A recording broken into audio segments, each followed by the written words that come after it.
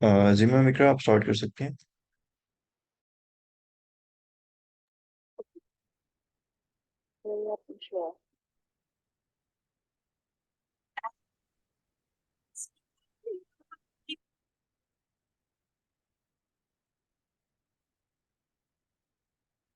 मेरी voice clear है।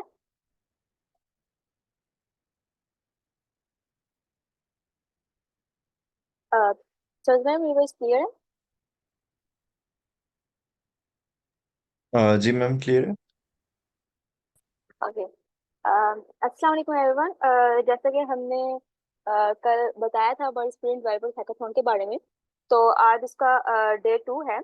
तो वर्ल्ड स्प्रिंट डेवलपर्स हैकाथॉन जो है वो स्पेशली हमने वर्डप्रेस जो डेवलपर्स हैं उनके लिए ऑर्गेनाइज किया है। और चूंकि ये आइकन गुरु ने ऑर्गेनाइज किया है, तो पहले हम आइकन गुरु के इंट्रोडक्शन से स्टार्ट करेंगे। तो आइकर गुरु का जो मोटिव है वो है लर्न शेयर एंड ग्रो। जो नॉलेज हमारे पास होता है वो हम शेयर करते हैं, और जो नॉलेज दूसरों के पास होता है उससे हम लर्न करते हैं, और एज अ कम्युनिटी हम ग्रो करते हैं। आइकर गुरु का जो मिशन है वो है एम्प्लॉयबिलिटी, हाईटेक स्किल्स और इंटरनेशनल मेंटोर। हम एम्प्लॉयबिलिटी में हम अपने स्टूडेंट्स को टीच करते हैं कि उन्होंने फ्रैंक जैसी कंपनीज में किस तरह से उनको टारगेट करना है और उनमें किस तरह से जॉब सिक्योर करनी है। हाईटेक स्किल्स में हम LeetCode, DSA, programming languages, इन चीज़ों पर ज़्यादा फोकस करते हैं। और इंटरनेशनल मेंटोर में हमारा वीकली वेबिनार होता है जो कि इंटरनेशनल जो मेंटोर होते हैं वो कंडक्ट करते हैं, जो भी न्यू टेक्नोलॉजी आई हुई होती है उसके बारे में वो हमें गाइड करते हैं। और अगर आईकोर गुरु की चंद अचीवमेंट की हम बात करें, तो 7 स्टूडेंट्स आईकोर के ऐसे थे जो कोडिंग प्लेस में एज अ मेंटोर सिलेक्ट हुए थे।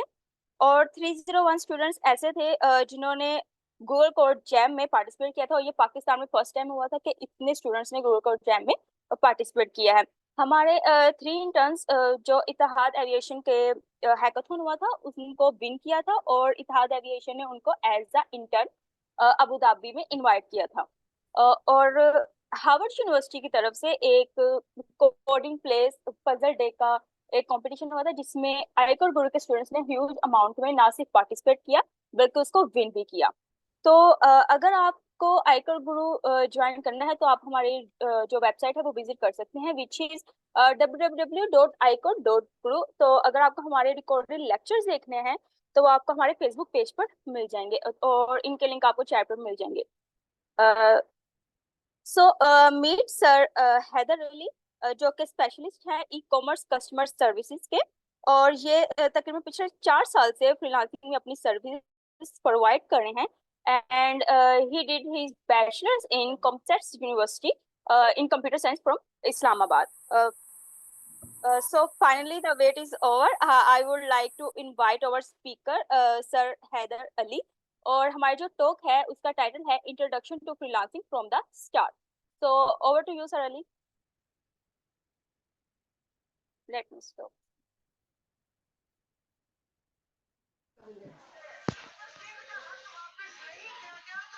पर मैं आपको नहीं एप्पल का बताया था विजन प्रो का, बस उन्होंने बनाया 16 लाख।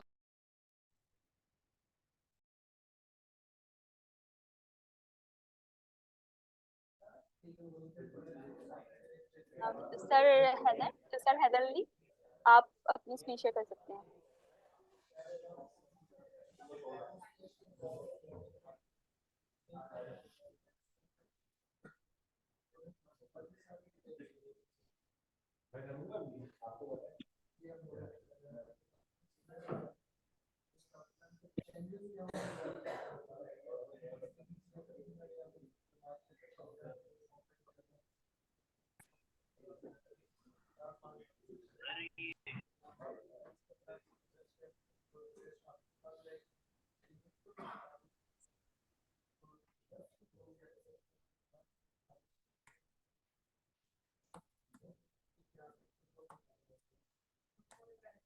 सर हैदर, आप हमें सुन पा रहे हैं?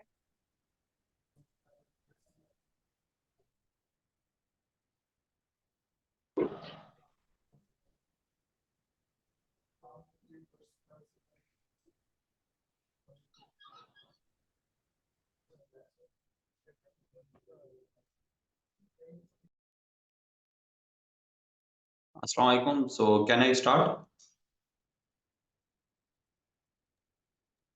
Yes sir. क्या आप लोगों को मेरी आवाज आ रही है clearly? Yes sir, it's clear.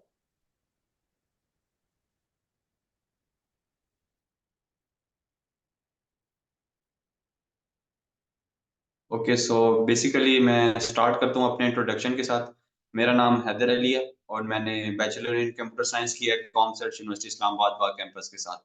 और बेसिकली जो मैं फ्रीलांसिंग इंडस्ट्री के अंदर हूँ, स्टार्ट मैंने जो अपना लिया था वो ऑलमोस्ट 2017 से लिया था। मैंने अपना थर्ड सेमेस्टर के अंदर फर्स्ट प्रोजेक्ट कंप्लीट किया था $80 का। लेकिन उसके बाद यूनिवर्सिटी लाइफ ऐसी थी और बाकी आगे पीछे के मामलात ऐसे थे, मैं उस वक्त इसको कंटिन्यू नहीं रख सका इसको ना। तो जो फिर मैंने अपना जो प्रॉपर जर्नी फ्रीलांसिंग के अंदर अपना स्टार्ट किया एज अ ई कॉमर्स के अंदर, क्योंकि जो मेरी मैनेजमेंट स्किल थी और प्रोजेक्ट मैनेजमेंट के लिहाज से कम्युनिकेशन स्किल वो बहुत स्ट्रॉन्ग थी। तो उस चीज को मैं आगे लेके चला और 2019 के अंदर मैंने अपना ई कॉमर्स के अंदर एज अ फ्रीलांसिंग के टाइप अपना जर्नी स्टार्ट किया। और ऑलमोस्ट मुझे 5 साल हो चुके हैं ई कॉमर्स डोमेन के अंदर। और मैं मल्टीनेशनल जो जितने भी शॉपिंग ई कॉमर्स के स्टोर्स रन हो रहे हैं उनमें डिफरेंट स्टोर के साथ काम कर चुका हूँ ऑन लॉन्ग टर्म बेसिस के ऊपर। सो जो आज का मेरा आप लोगों के साथ टॉपिक है वो इंट्रोडक्शन टू फ्रीलांसिंग है। बेशक आप किसी भी डोमेन से हों, आप डेवलपमेंट साइट पे हैं, आप शॉपिफाई डेवलपमेंट साइट पे हैं, प्रोग्रामिंग साइट पे हैं, मतलब जिस किसी भी आप फील्ड में डोमेन में, फॉर एग्जांपल आप आर्ट्स की डोमेन में भी हैं तब भी आप फ्रीलांसिंग कर सकते हैं। आप वर्डप्रेस डेवलपमेंट कर रहे हैं आप तब भी फ्रीलांसिंग कर सकते हैं। तो फ्रीलांसिंग जो अपॉर्चुनिटी है वो सबके लिए है। वो एक महदूद सिर्फ एक सीएस वालों के लिए या सॉफ्टवेयर इंजीनियरिंग वालों के लिए महदूद नहीं है। तो उसमें आप किसी भी डोमेन से अगर ताल्लुक रखते हैं उसमें आप फ्रीलांसिंग कर सकते हैं। तो बेसिकली आप सबसे पहले तो मैं आपको बताता हूँ कि जो हमारे पास इंटरनेट है ये एक ऐसी पावर है जिसने जो है ग्लोबलाइज कर दी है चीजों को। तो अब आप यहाँ बैठ के किसी भी क्लाइंट के लिए, वो क्लाइंट दुनिया के किसी भी कोने से हो, वो आयरलैंड से हो सकता है, वो स्विट्जरलैंड से हो सकता है, वो अमेरिका से हो सकता है, वो कनाडा से हो सकता है, आप उसके लिए बैठ के यहाँ से सर्विस प्रोवाइड कर सकते हैं इंटरनेट के थ्रू। तो इंटरनेट ने एक मीडियम प्रोवाइड कर दिया आपके लिए, एक्सेस प्रोवाइड कर दिया कि आप किसी भी क्लाइंट के साथ जहाँ से बैठ के डिफरेंट कंट्री के अंदर रिमोटली फिजिकली वहां पे विजिट किए बगैर आप यहाँ वहां से उसकी इंफॉर्मेशन इंटरनेट के थ्रू रिसीव करके और जो भी प्रोजेक्ट आपने डिलीवर करना है आप इंटरनेट के ऊपर उसको डिलीवर कर सकते हैं। तो अभी तक आप लोगों को मेरी आवाज वगैरह ओके है? तो फिर मैं इसको आगे फर्दर कंटिन्यू करूं, काइंडली कंफर्म कर दें इधर। यस। तो बेसिकली जैसा कि आप बहुत से लोग जानते होंगे, हमारे पास जो फ्रीलांसिंग के डिफरेंट प्लेटफॉर्म्स हैं। आप अपवर्क के बारे में जानते हैं और फाइवर भी है हमारे पास, पीपल पावर भी है, गुरु है। तो ये जस्ट प्लेटफॉर्म है जो आपको एक्सेस प्रोवाइड करें, जो भी हमारे इंटरनेशनल क्लाइंट्स हैं उन तक इजीली आपको एक्सेसिबिलिटी मिल जाती है इन प्लेटफॉर्म को यूज करते हुए। लेकिन जो फ्रीलांसिंग का कॉन्सेप्ट है वो इन प्लेटफॉर्म की हद तक महदूद नहीं है। फॉर एग्जांपल अगर आप वर्डप्रेस की डोमेन में काम कर रहे हैं और आप जब वर्डप्रेस का स्टार्ट लेते हैं, आपने अपना फर्स्ट प्रोजेक्ट कंप्लीट किया, जो मैं वैसे इंडिविजुअली फॉलो करता हूँ और मैं आप लोगों को भी उस चीज का सजेस्ट करता हूँ कि आप स्टार्ट से अपनी कोई वन पेज वेबसाइट बना लें या लैंडिंग पेज वेबसाइट बना लें, जिसके ऊपर आप जो भी काम कर रहे हो, अपना अगर छोटा सा प्रोजेक्ट भी किया, सेमेस्टर वाइज प्रोजेक्ट हो या वैसे प्रोजेक्ट हो, तो अपने पोर्टफोलियो पे शो करते जाएं। क्योंकि जब आप एक फॉर एग्जांपल 6 मंथ तक या 8 मंथ तक आपने मल्टीपल प्रोजेक्ट्स के ऊपर काम किया, तो जब आपके 7 से महीने या 8 महीने हो जाएंगे तो आपके इस लैंडिंग जो पेज होगा जो भी आपका, उस पे बेतहाशा जितने भी प्रोजेक्ट होंगे वो वहां पे शो हो रहे होंगे। तो जब आप किसी भी क्लाइंट को अपना पोर्टफोलियो दिखाना चाहें तो आप इजीली उसको अपनी वेबसाइट का लिंक दे सकते हैं। और ना सिर्फ वो वेबसाइट का लिंक आपको इंटरनेशनल क्लाइंट के साथ काम आएगा, जब आप अपर के ऊपर आते हैं तो वहां पे भी आप इतनी टफ मार्केट है कि आप लोगों के पास एक अपर पे वो बंदा सरवाइव कर सकता है जिसके पास एक्सपीरियंस हो। जो न्यू कमर्स अपर के ऊपर आते हैं उनको बहुत टाइम लग जाता है। आप कह सकते हैं कि मे भी उनको 3 से 6 महीने तक कोई प्रोजेक्ट भी ना मिले, उनको इतनी एफर्ट वहां पे पुट करनी पड़ती है। तो सबसे अच्छा इस वक्त जो क्लाइंट हंटिंग का जो मेथड है जो यूज किया जा रहा है वो ये है कि आप स्टार्ट से अपना एक लैंडिंग पेज मतलब बना लें और उसके ऊपर आप जितने भी प्रोजेक्ट आप कर रहे हैं उनको उन पे ऐड करते जाएं। तो जैसे ही आप उन पे ऐड करते जाते हैं तो with the passage of time वो आपका एक कह लेते हैं कि एक पोर्टफोलियो बन जाएगा और वो आपका बेस्ट पोर्टफोलियो होगा कि आप अगर 6 मंथ के बाद या एक जो 8th मंथ है उसके बाद जाके अगर आप उस लैंडिंग पेज की अपनी यूएस मार्केट के अंदर या कनाडा साइड पे या यूरोप साइड पे अगर आप उसकी प्रमोशन भी करवा दें थोड़ी सी, तो आपको इतने क्लाइंट वहां से इजीली मिल सकते हैं आपके पोर्टफोलियो को देख के। और ये आप लोगों के लिए भी अचीवमेंट होगी कि आपने जो अपना 8-6 महीने या 8 महीने की जर्नी में जो भी प्रोजेक्ट्स वगैरह किए, आपका उनके पास प्रॉपर रिकॉर्ड में मौजूद है। आपने उनको एक तरीके से अलाइन किया हुआ है और उन चीज़ों को अपने पास डिस्प्ले किया गया है, तो आप इज़िली वो वहाँ पे डिस्प्ले कर सकते हैं। तो फ्रीलांसिंग जो है वो just Upwork, people per hour, गुरु, फाइवर इन तक महदूद नहीं है। अब फ्रीलांसिंग को करने के डिफरेंट वेज़ आ चुके हैं। आप अपना पोर्टफोलियो बना लें, उसको शेयर कर दें। तो बेसिकली इस तरह हमारे पास स्टार्टिंग में फ्रीलांसिंग की जा रही होती है।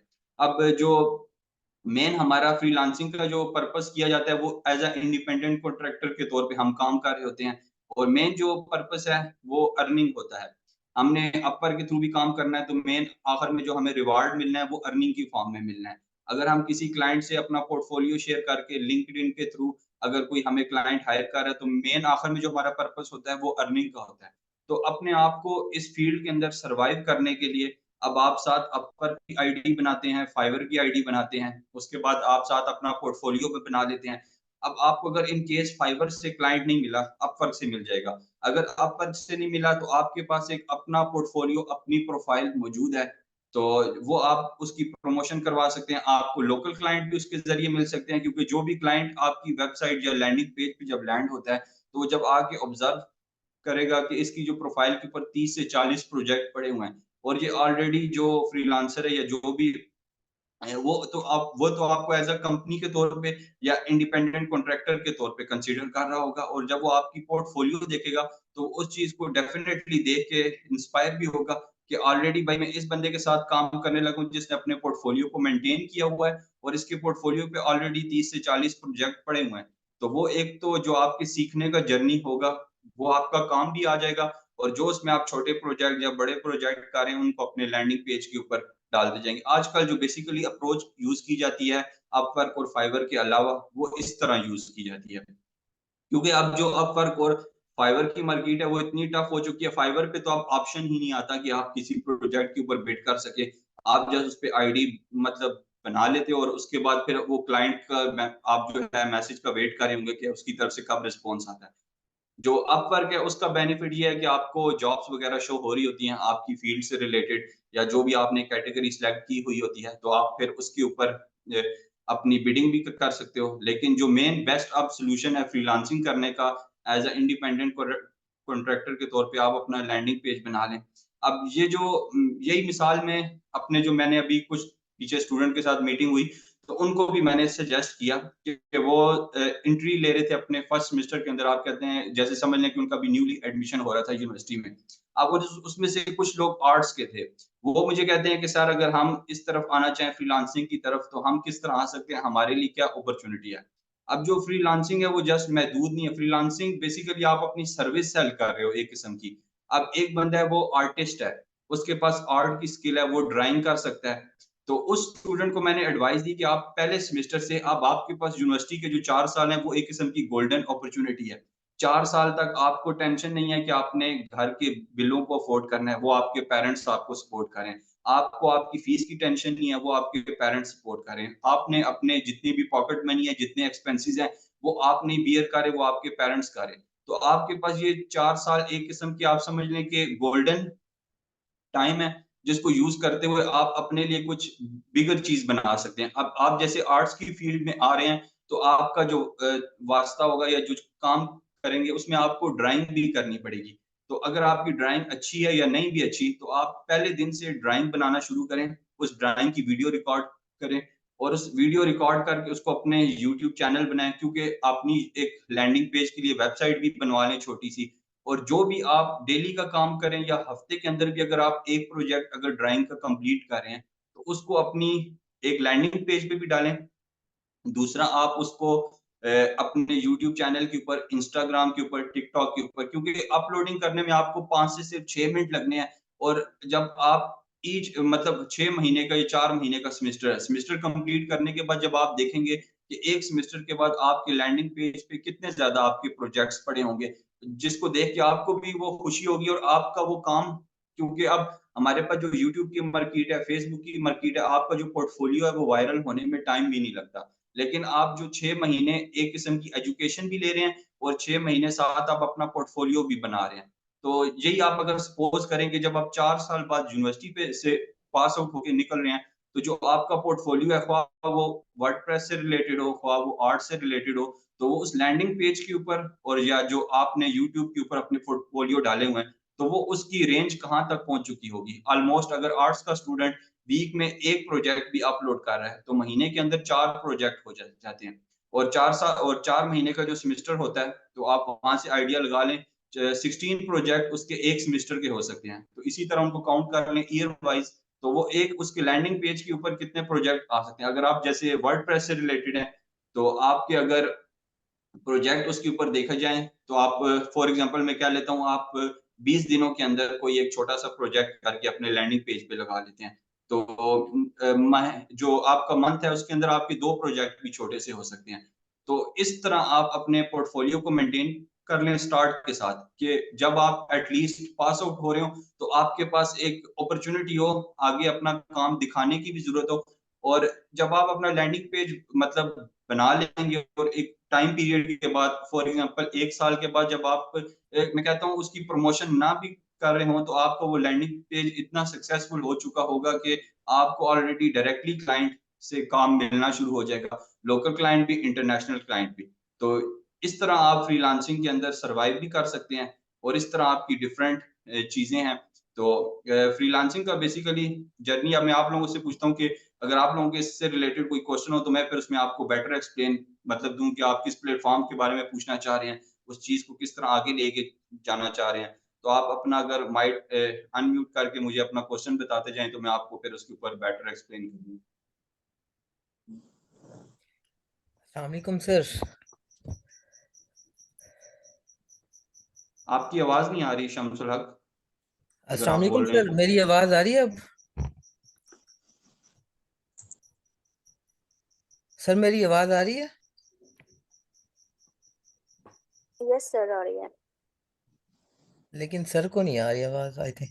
अब आ रही है आपकी आवाज़, अब काइंडली आप अपना क्वेश्चन कर सकते हैं। अच्छा सर, मेरा क्वेश्चन ये था, एक्चुअली मैं फाइवर के ऊपर सेलर 2 को टच करने वाला था और थोड़ा सा मिस्टेक की वजह से सेलर 1 पे आ गया। देन अपवर के ऊपर मैं बड़ी कोशिश कर रहा हूँ स्टेबल होने की, मतलब ये कि प्रपोजल भी सेंड करता हूँ और मतलब कॉन्ट्रैक्ट जो भी हो पेड भी किया है, लेकिन अपवर्क पे मेरा वो नहीं हो रहा, मतलब चांस नहीं बन रहा। गुरु पे भी मैं हूँ, उस पे भी ना होने के बराबर क्लाइंट है। मतलब वर्डप्रेस को आप लेके चले ना, वहां पे आपको सर बहुत कंपटीशन मिलेगा।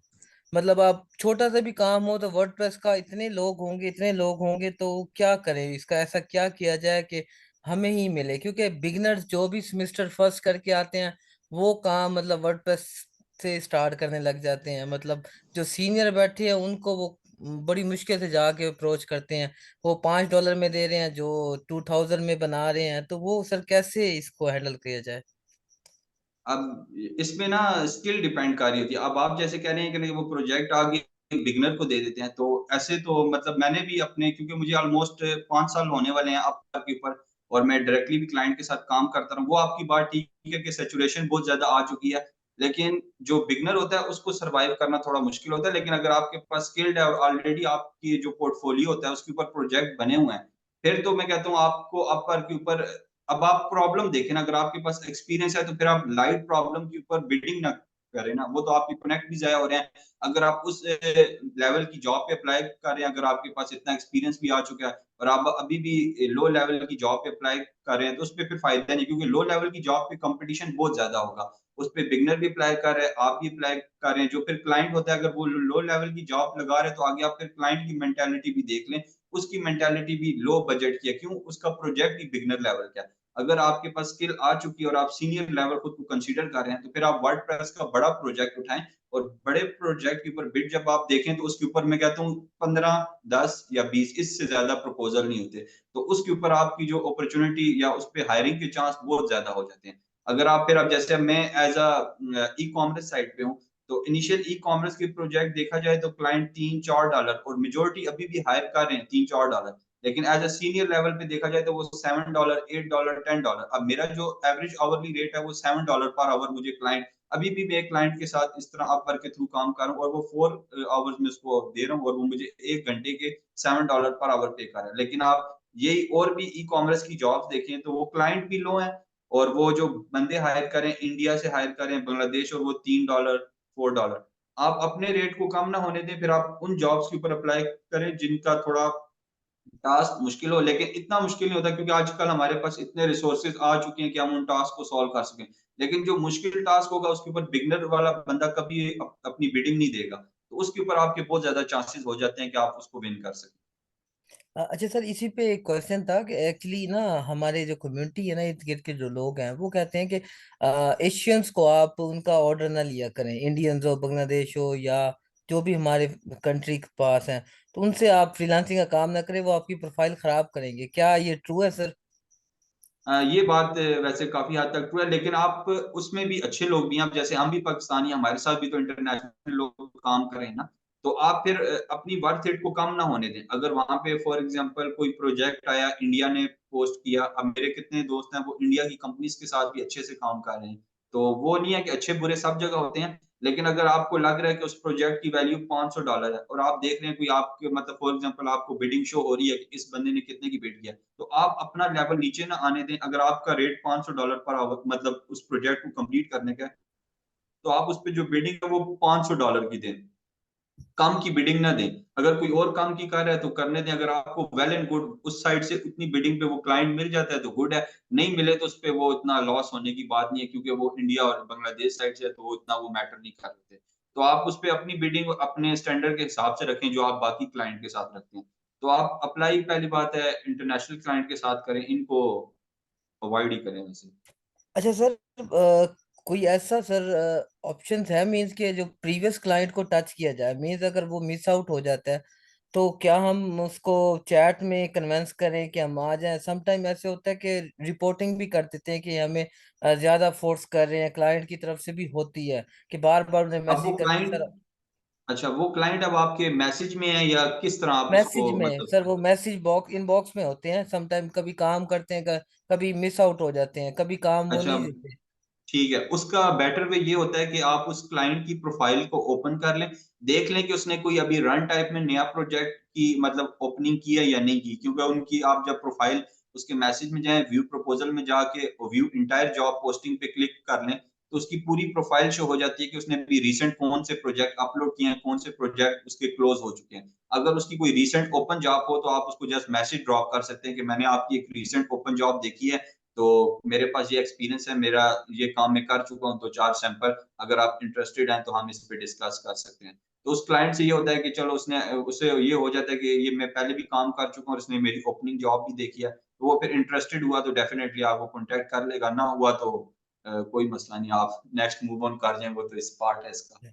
चले ठीक हो सर। अच्छा सर, कोई न्यू अभी एक लेजेंड्स हुई है वेबसाइट फ्रीलांसिंग के लिए, वो भी थोड़ा जी। अच्छा कर रही है। बाकी गुरु और जो फ्रीलांसर डॉट पी के, वो तो बैठ गई है, मतलब सारे इंडियंस ही अब वो वहीं पे हैं। इश्यू ये हुआ है ना क्योंकि कोविड जब से आया ना, कोविड से पहले भी बहुत सैचुरेशन थी। मैं अब जैसे ई कॉमर्स डोमेन में था तो हमारी नॉन टेक्निकल डोमेन आ जाती है, तो उस डोमेन के अंदर तो उस वक्त भी एक जॉब के ऊपर 50 प्रपोजल होते थे। अब अगर आपके अंदर दम है तो वो तो टाइम पीरियड लगता है आपको डेफिनेटली।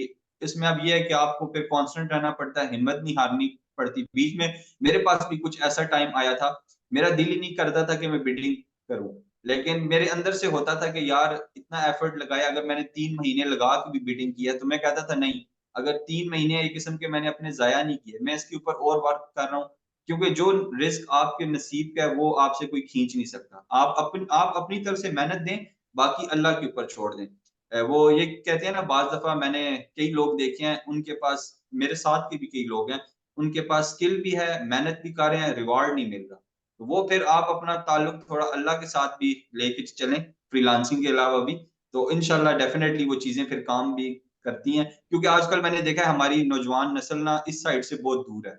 मैं खुद भी यूनिवर्सिटी में रहा हूँ, तो मेजोरिटी 100 में से 80% लोग नमाज की तरफ जाते ही नहीं है, तो वो फिर आपको थोड़ा उस साइड भी आना पड़ेगा खुद को लेके, क्योंकि स्किल भी है, मेहनत भी है, फिर भी इंसान को इस तरह की चीजें होती हैं, तो वो इस तरफ भी आपको आना पड़ेगा। जी सर। सर एक लास्ट क्वेश्चन था मेरा जी इसमें।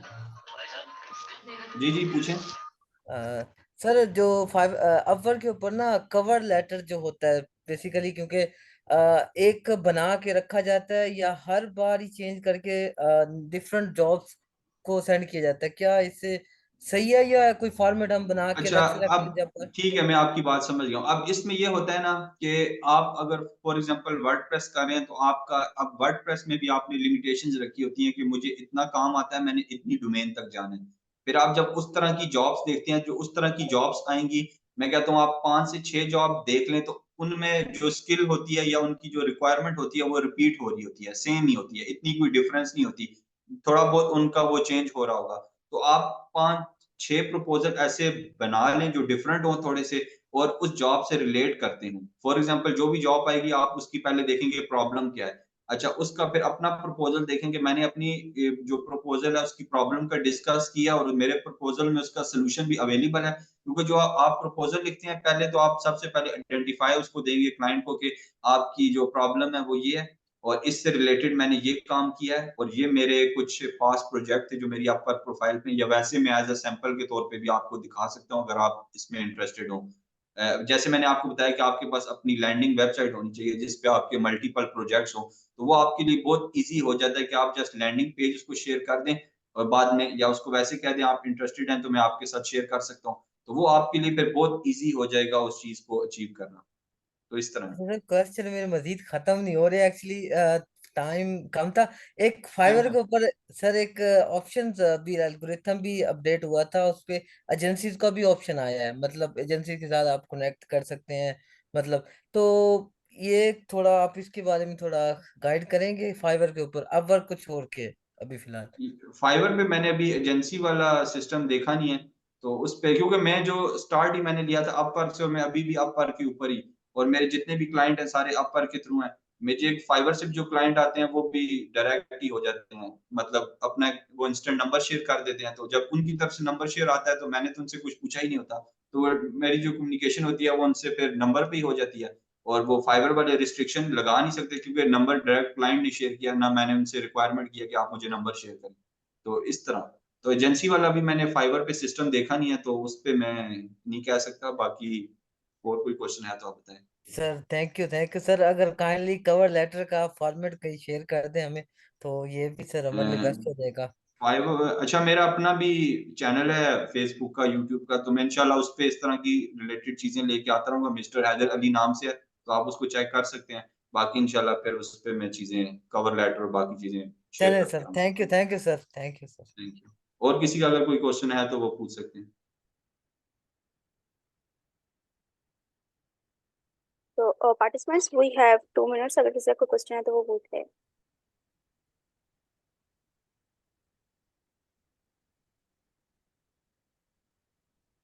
सर चैट में अस्सलाम क्वेश्चन है, वो अस्सलाम पूछ रहे हैं वालेकुम सर। कि सर मेरी आवाज़ आ रही है? जी, जी, आ रही है आपको।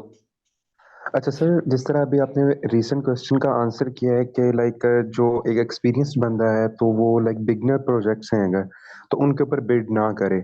तो सर अगर एक बंदा है लाइक उसका फाइवर के ऊपर अकाउंट है, फाइवर पे वो प्रोजेक्ट कर रहा है, ठीक है, उसके पास एक्सपीरियंस भी है, लेकिन जब वो अपवर्क पे जाता है और क्लाइंट को किसी बड़े प्रोजेक्ट पे बिड करता है, तो लाइक जो बड़े प्रोजेक्ट्स होते हैं वो क्लाइंट पहली चीज़ तो ये है कि आपको प्रोफाइल देखेगा। अब अपवर्क पे अगर प्रोफाइल ही हमारी बिल्कुल बिगिनर वाली है, तो क्लाइंट हमें फिर वो वहाँ पर प्रेफ़र नहीं कर रहा होगा। तो इस चीज़ का क्या सॉल्यूशन है कि हम पहले अच्छा, तो अब हम फिर जैसे इसका मतलब आपने है कि कहा ना छोटे कि प्रोजेक्ट पे ही करना पड़ेगा? ठीक हो गया, आपकी वो बात समझ आ गई। अब आप देखें जैसे एक्सपीरियंस पर्सन आपकी फाइवर पे ऑलरेडी प्रोफाइल बनी है। जब आप क्लाइंट को बड़े प्रोजेक्ट के लिए बिड कर रहे हैं अपवर्क पे आके, बेशक आपकी प्रोफाइल बिगिनर है, लेकिन फिर आप जो उसको प्रपोज़ल लिख रहे हैं वो फिर आपको उसको एक्सपीरियंस वाला प्रपोज़ल भेज रहे हैं, एक बिगिनर लेवल वाला प्रपोज़ल नहीं भेज रहे। उस प्रपोज़ल के अंदर आप उसकी प्रॉब्लम को भी मेंशन कर रहे हैं, आप उसका सॉल्यूशन भी बता रहे हैं और उससे रिलेटेड जो आपने पास्ट काम किए हैं, आप अपने सैंपल के तौर पे वो भी उसको बता रहे हैं कि मेरे पास ये भी है, मैंने उनके स्क्रीनशॉट अटैच किए हैं। आप फिर उसको जो प्रपोज़ल भेज रहे हैं वो ब्रीफली जब वो देखेगा तो उसे आइडिया प्रपोज़ल पढ़ के खुद ही हो जाएगा कि ये प्रपोज़ल एक बिगिनर लेवल पर्सन का है या इंटो वो मतलब एक्सपीरियंस पर्सन का है। क्योंकि अपवर्क पे हम ये समझ रहे होते हैं कि 50 प्रपोजल चले गए, 40 चले गए, जो क्लाइंट है वो उस चीज को देख नहीं रहा। लेकिन जो क्लाइंट जब प्रपोजल देखते हैं तो वो ऑलमोस्ट सारे प्रपोजल को एक दफा ओवर देते हैं। जो आप जैसे एक्सपीरियंस प्रोजेक्ट की बात कर रहे हैं तो उसके ऊपर जो क्लाइंट होगा डेफिनेटली वो एक कंपनी का प्रोजेक्ट होता है, उन्होंने उसको स्केल अप भी करना है और उसको बड़े लेवल पे लेके जाना है, तो डेफिनेटली वो बाकी लोगों के भी प्रपोजल को व्यू देते हैं। तो आप अगर उसको प्रोफेशनली तौर पे लिख के हैंडल कर रहे हैं और उस पे अपने सैंपल्स भी अटैच कर रहे हैं, उसकी प्रॉब्लम भी, तो डेफिनेटली आपको रिस्पॉन्स फिर उस पे आएगा। तो इसमें कोई नहीं है कि आप अगर बिगिनर लेवल पे हैं और अगर आपके पास एक्सपीरियंस तो आप डेफिनेटली मूव ऑन करके डायरेक्ट बिग प्रोजेक्ट्स के ऊपर बिडिंग करें। Thank you so much sir.